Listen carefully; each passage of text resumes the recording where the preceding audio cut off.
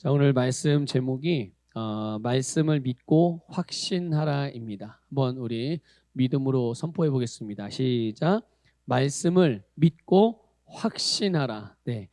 2025년도 우리 시흥 제자교회와 또 주님의 몸된 교회를 이루고 있는 지체인 여러분 한 분 한 분의 삶에 주님의 그 말씀대로 이루어지는 역사가 일어나기를 주님의 이름으로 축복합니다.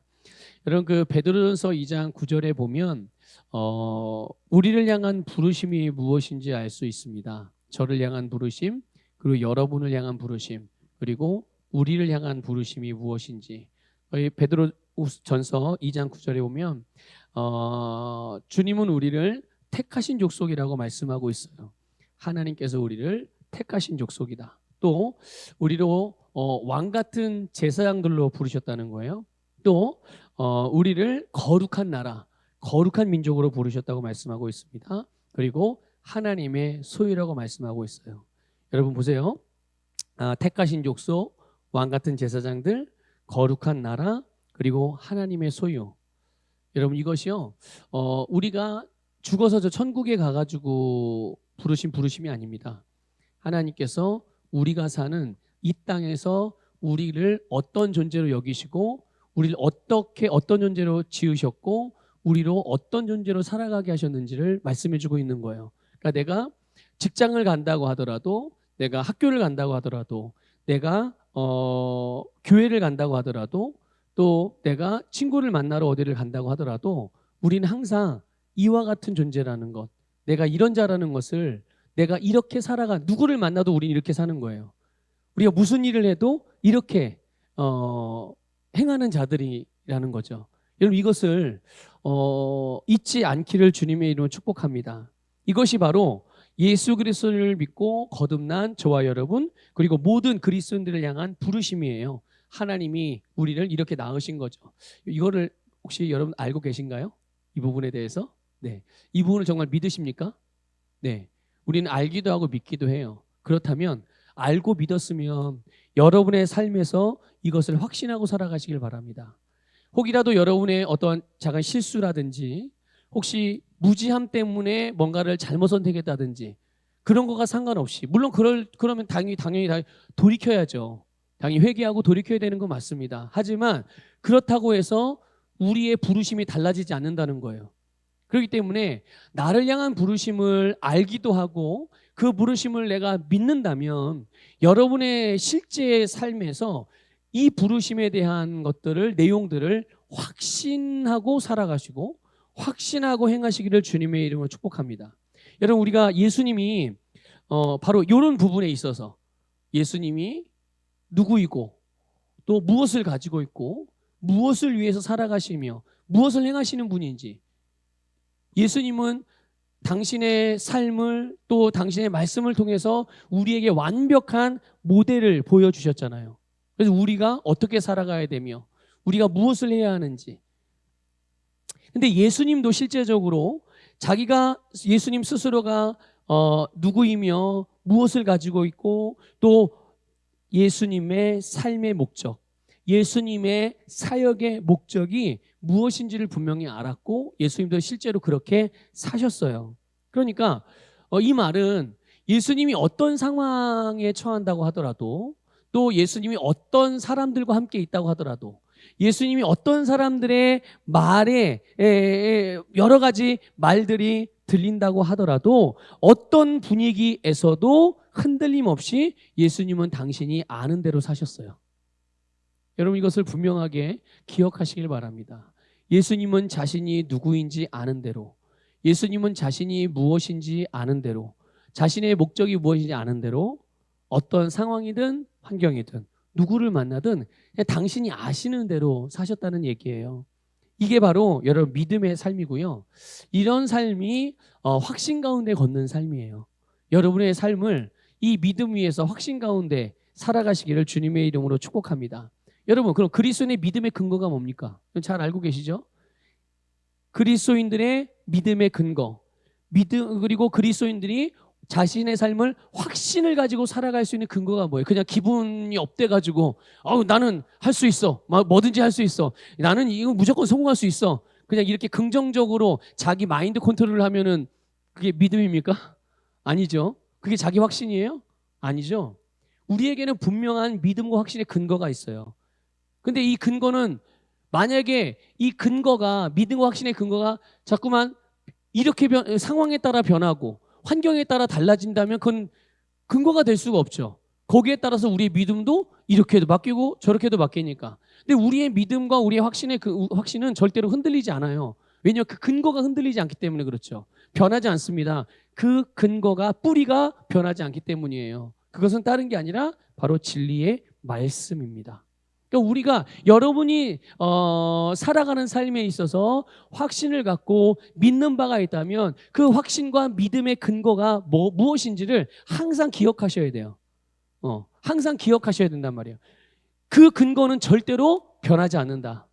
절대로 달라지지 않는다. 예. 그러니까 당연히 우리의 믿음과 우리의 확신도 달라지지 않아요. 예. 그러니까 이 부분을 여러분들 꼭 기억하고 살아가시기를 주님의 이름으로 축복합니다. 그러니까 내가 말씀의 지식을 얼마나 가지고 있는지, 내가 말씀을 실제로 아는 것에 따라서 우리는 그만큼 믿고 그만큼 확신할 수가 있는 거예요. 그러니까 믿음의 근거가 말씀이니까, 확신의 근거가 말씀이니까 내가 그 말씀의 지식이 얼마나 풍성하게 갖고 있는지, 내가 그 말씀에 대한 계시 지식을 얼마나 소유하고 있는지, 당연히 그 부분에 따라서, 거기에 따라서 우리는 내가 그만큼 믿고 그만큼 확신 있게 살아갈 수가 있는 거예요. 우리가 오늘 여러 명이 있지만 여기 있는 사람뿐만 아니라 여기 없는 사람이라 할지라도 어떤 사람들은 똑같은 예수 그리스도를 믿고 하나님의 자녀이지만 자신이 믿는 바대로 살아가는 사람이 있어요. 자기 안에 가지고 있는 믿음대로. 왜냐하면 그 믿음을 탄생시킨 말씀에 대한 지식이 너무나도 분명하니까. 그 분야가 치유의 분야든 관계의 분야든 사랑의 분야든 아니면 재정의 분야든 아니면 비전의 분야든 사명에 대한 부르심에 대한 분야든 어떤 분야든지 그 분야에 대한 말씀의 계시 지식이 나에게 충만하고 내가 그 부분에 확신이 있으면 우리는 그 부분에 있어서 절대로 물러섬이 없을 거예요. 흔들림이 없죠. 근데 만약에 그 중에서 어떤 사람은 절반만 알고 있어요. 그러면 그 사람은 나머지 절반에 대해서는 어떻게 될까요? 나머지 절반은 내가 계시 지식도 없고 말씀에 대한 정보도 없고 말씀도 모르니까 거기에 대한 믿음이 생기겠어요? 안 생기겠어요? 듣긴 들었지만 그런가 보다 그냥 목사님이 하는 말씀, 셀리더가 알려주는 말씀, 나의 영적인 나보다 앞서가는 사람들이 해주는 좋은 조언 정도로는 여길 수 있겠지만 그것이 흔들림 없는 진리라는 것에 대한 확신은 없을 거란 말이죠. 그러니까 자꾸만 상황이나 환경이나 사람들의 말에 의해서 본인의 어떤 감정을 결정하고 그 감정과 감각을 따라서 선택을 하게 되는 거예요. 그러니까 그들의 삶이 어떻겠어요? 오르락내리락 하겠죠.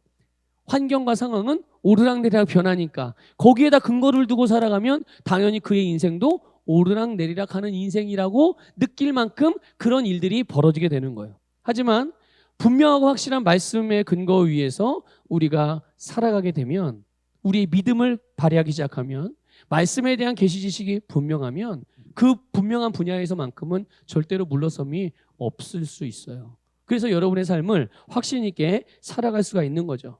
여러분, 우리가 오늘 읽은 본문 말씀 여러분도 아마 다 아실 거예요. 수가성에 있는 우물가에서 예수님께서 한 여인을 만납니다. 그 여인에게 예수님이 말씀하시기를 네가 만일 하나님의 선물과 또 내게 물 좀 달라 하는 이가 누구인 줄 알았더라면, 그러니까 지금 너에게 물을 달라고 하고 있는 사람이 내가 아니냐? 내가 누구인 줄 알았더라면 뒷부분에 오면 그가 생수를 내게 주었으리라. 네가 내가 누구인 줄 알았으면 너는 나에게 그 생수를 달라고 했을 것이고 나는 너에게 네가 달라고 하는 그것을 주었을 것이다. 너는 그 생수를 받았을 것이다 라고 말씀을 하셨어요. 근데 여기서 여러분 우리는 두 가지를 좀 깨달았으면 좋겠습니다. 하나는 뭐냐면 예수님이 자기를 어떻게 인식하고 계셨는지, 예수님 스스로가 예수님을 어떻게 인식하고 계셨는지. 그러니까 여기 보면 예수님은 자신을 하나님의 선물이다라고 인식하고 있어요. 나는 하나님의 선물이야. 근데 그 선물이 누구에게 주어지는 선물입니까? 온 세상을 향한 선물인 거예요. 지금 예수님이 그 여인을 만났어요. 수가성의 여인을, 사마리아 여인을 만났어요. 수가성의 우물가 곁에서. 그러면 예수님은 하나님의 선물이긴 선물이지만 누구에게 주어지는 선물이에요? 그 여인에게. 그렇죠? 예수님 앞에 있는 그 여인, 예수님을 만나고 있는 그 여인에게, 예수님을 필요로 하는, 그 하나님의 선물인 예수님을 필요로 하는 그 사람에게 그 예수님은 하나님으로 보내진 그녀를 위한 선물이 되는 거예요. 이해가 되세요? 자, 그래서 예수님은 자신을 그 여인에게 하나님이 보내주신 선물이다라고 인식을 하셨단 말이에요. 자, 두 번째는 예수님이 말씀하신 대로 이 여인이 예수님이 누군 줄 알았더라면 이 여인은 예수님이 주는 축복을 받았을 거라는 얘기예요. 예수님이 누구인 줄 알았더라면. 모르면요, 못 받는다는 얘기예요. 모르면 못 받는다는 얘기예요. 그런데 이 여인은 실제로 자기 앞에 계신 예수님이 누구인지 알았어요, 몰랐어요? 몰랐죠. 그렇기 때문에 이 여인은 그 예수님이 누구인지 알지 못함으로 그 복을 얻지는 못한 거예요. 이 순간까지는 그런 거죠. 보세요. 예수님은 자기가 누구인지, 또 예수님이 자기가 무엇을 가지고 계셨는지 아셨고, 여기에 대한 지식이 이제 예수님이 하시고자 하는 일, 그 목적을 따르게 그리고 이루게 했다는 것을 여러분들 기억하시길 바랍니다. 다시 말씀드릴게요. 예수님이 자기가 누구인지 알았어요. 그리고 예수님이 가진 게 뭔지를 알았어요. 자기가 누구이고 자기가 가진 것이 무엇인지를 알고 있었기 때문에 그것이 바로 예수님이 하고자 하는 일을 하게 했고 그 목적을 이루게 했다는 사실이에요. 여러분이 누구인지를 분명히 알고 여러분이 가진 것, 사실 우리가 가진 것은 다 어디로부터 온 것일까요? 내 주님으로부터 온 거예요. 우리가 가지고 있는 거는 주님으로부터 받은 거예요. 이것에 대한 분명한 계시 지식이 우리 안에 있으면, 여기에 대한 믿음이 분명하고 확실하게 우리가 믿으면, 내가 누구이고 내가 가지고 있는 것이 무엇인지에 따라서 내가 해야 되는 일이며 내가 살아야 되는 삶이며 또 내 인생의 목적이 무엇인지를 금방 알 수 있어요. 만약에 내가 가지고 있는 것이 어떤 주님으로부터 받은 것이 예술적인 재능이라고 생각을 해보세요. 그럼 이 사람은 자기가 뭘 해야 될지를 금방 알 수 있죠. 이 사람이 해야 될 일은 뭐겠어요? 예술과 관련된 계통에서 그 일을 하는 거죠. 근데 내 성공을 위해서 하는 게 아니에요. 그 일을 하는 목적은 뭡니까? 그 계통의 달란트를 통해서 거기에서만 할 수 있는 하나님의 영광을 나타내고 드러내는 거예요. 그러니까 내가 누구이고 내가 하나님으로 받은 것이 무엇인지에 대한 지식이 분명하면, 그리고 거기에 대해서 안다면, 그것이 결국은 내가 무엇을 해야 되는지까지도 결정을 해주고, 그리고 결국은 내가 하나님이 나를 이 땅에 살라고 하신 그 삶의 목적을 바로 내가 가진 것으로 인해서, 하나님으로부터 받은 것으로 인해서 그 일을 이룰 수 있도록, 성취할 수 있도록 한다는 사실이죠. 여러분들도 그래서 여러분들도 여러분이 누구인지를 알아야 하고 하나님이 여러분에게 주신 것들을 알아야 돼요. 여러분, 우리는 믿음을 가지고 있습니다. 영생을 가지고 있습니다. 의의를 가지고 있습니다. 외치잖아요. 여러분, 그것이 실제로 우리의 삶에서 구체적으로 무엇을 나타내는지를, 그런 것들을 여러분들 아셔야지 돼요. 근데 수상적으로 그냥 개념적으로만 이렇게 알고만 있는 것이 아니라, 정의만 알고 있는 것이 아니라, 그게 우리의 삶에서 어떻게 나타나는지, 내가 누구를 만나든지, 내가 누구를 만났을 때, 어떤 사람을 만났을 때, 내가 만약에 세상에서 방황하고 어렵고 정말 힘든 인생을 늘 죄 가운데서 하나님을 멀리하고 그런 사람을 만났다고 해보십시다.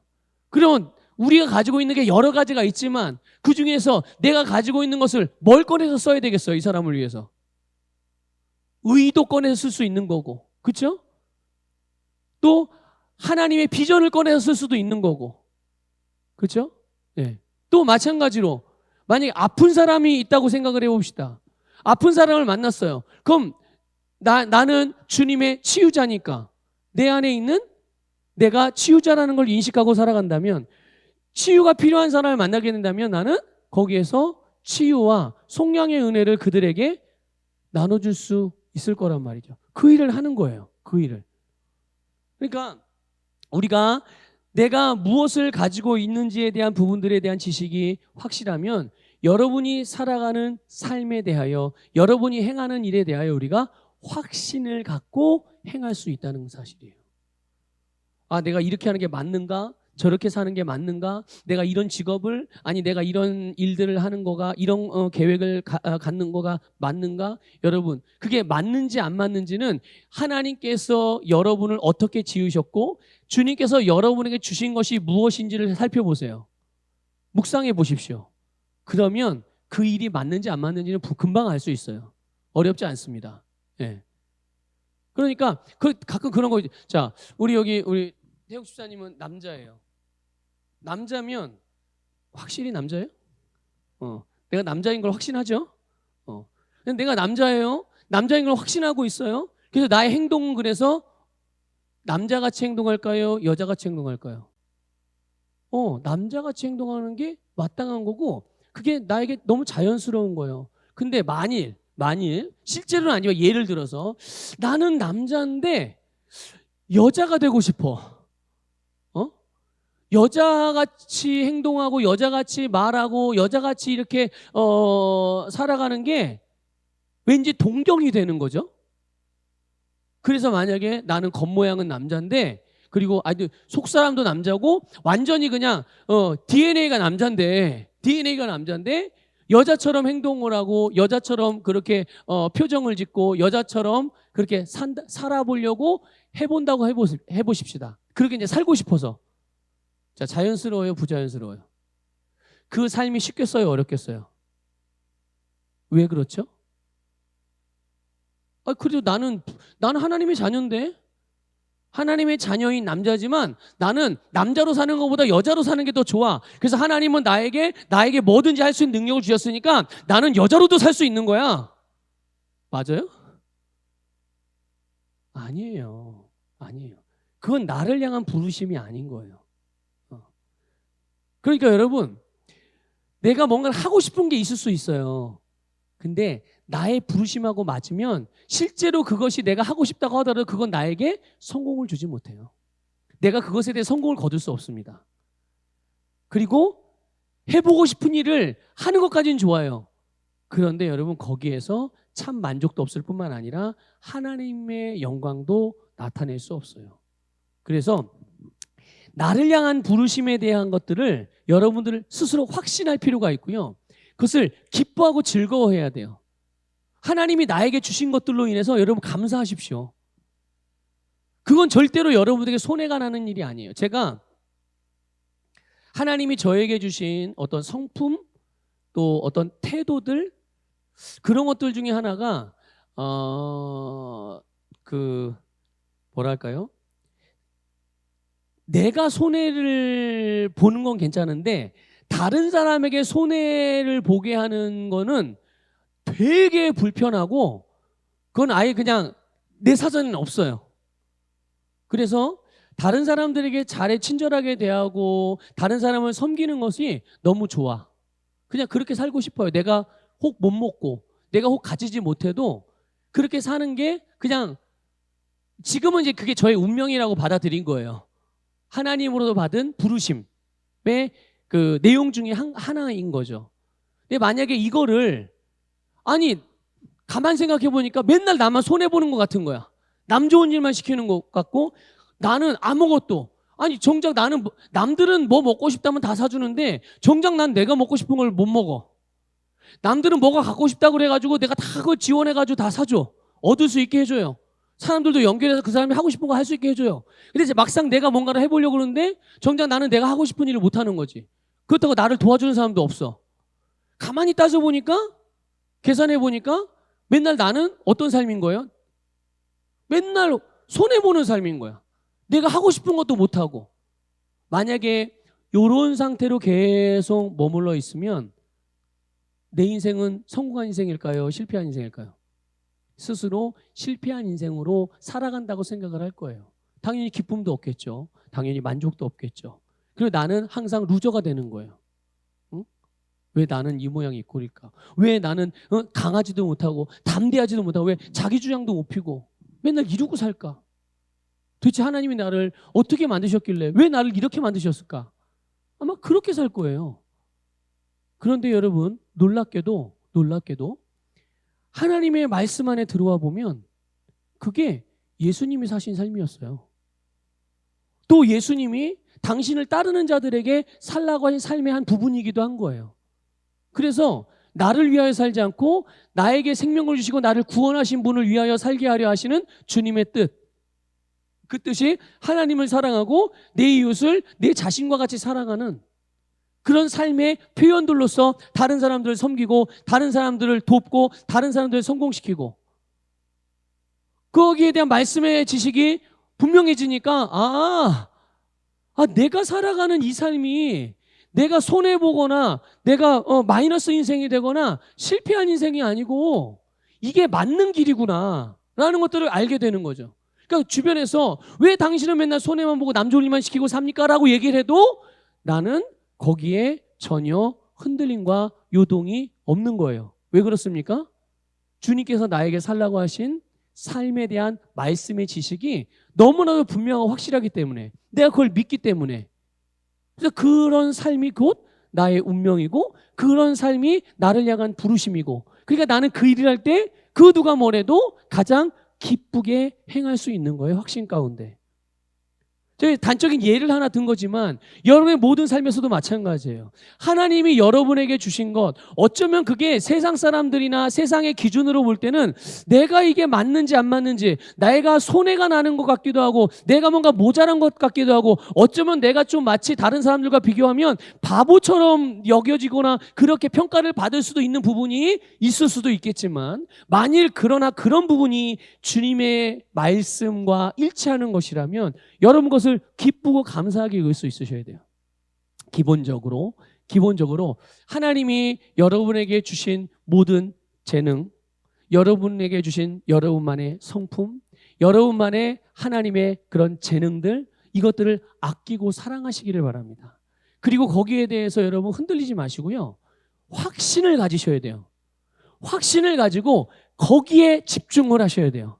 자꾸 나에게 없는 것 같은 것을 더 발견하려고 애쓰지 마시고 지금 나에게 있는 것이 무엇인지를 내가 하나를 알았으면 그 하나에 몰두하세요. 그러면 그 하나가 나중에는 2개가 알아지는 계시가 일어나고 3개가 알아지는 계시가 일어나고 그런 계시가 일어날 때마다 그렇게 알아지는 내용들에 대한 주님께서 알려주시고 보여주신 내용에 대하여 집중할 때마다 여러분의 주님을 향한 여러분의 부르심의 지경이 여러분의 나타낼 수 있는 영향력들이 여러분의 다스리는 영역들이 여러분 계속적으로 증가될 수 있다는 것을 기억하시길 바랍니다. 여러분 예수님은 하나님이 보내주신 선물입니다. 믿습니까? 예수님은 생수를 가지고 있어요. 영원히 사람들이 목마르지 않을 수 있는 생수를 가지신 분이에요. 그렇기 때문에 예수님은 사람들에게 자신을 내어주시는 거죠. 왜요? 자기가 사람들을 위한 선물이니까. 내가 사람들을 위한 선물이야. 그럼 어떻게 해야 돼요? 이걸 알았어요. 내가 다른 사람의 선물이야. 그럼 나는 어떻게 해야 됩니까? 다른 사람에게 주어져야죠. 그렇죠? 당연히 다른 사람에게 주어져야 되는 거예요. 그래야 선물의 의미가 있는 거죠. 나를 통해 다른 사람을 기쁘게 하고 나를 통해 다른 사람들이 유익을 얻게 해주고 그래야 나를 향한 부르심이 온전하게 이루어지는 거죠. 그리고 내가 가진 예수님 입장에서 보면 예수님이 가진 생수를 어떻게 해요? 내가 생수를 가지고 있으니 사람들이 이것을 마시면 영원히 목마르지 않아. 그럼 이 생수를 어떻게 해야 되겠어요? 당연히 나눠줘야죠. 내가 그래 이 생수는 나만의 비밀, 비법이야. 구원의 비법이야. 영원한 삶을 살 수 있는 영원한 생명으로 살 수 있는 영원한 새로운 삶을 살 수 있는 나만의 비법이니까 다른 사람한테는 알려주지만 그럼 그 생수가 무슨 의미가 있어요? 나를 위한 생수가 아닌데 그렇죠? 이미 나는 그 생수로 영원히 살았고 나의 삶은 생수의 삶이고 이제 그 생수를 내가 가지고 있으니 이걸 이제 어떻게 할 때 의미가 있는 거예요?